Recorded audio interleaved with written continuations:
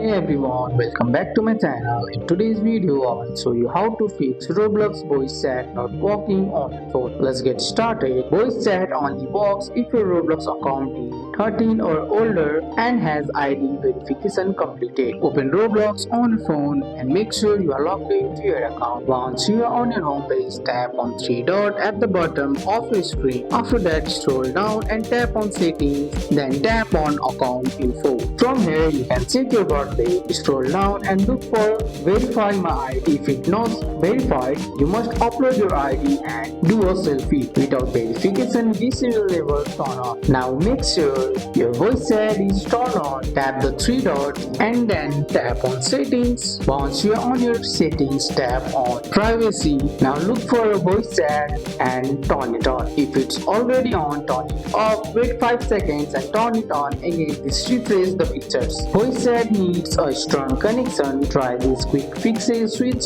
between Wi-Fi and mobile data. Turn airplane mode on. Wait 5 seconds and turn it back off. Restart the router if possible. Once your connection is stable, open the game again. And that's all.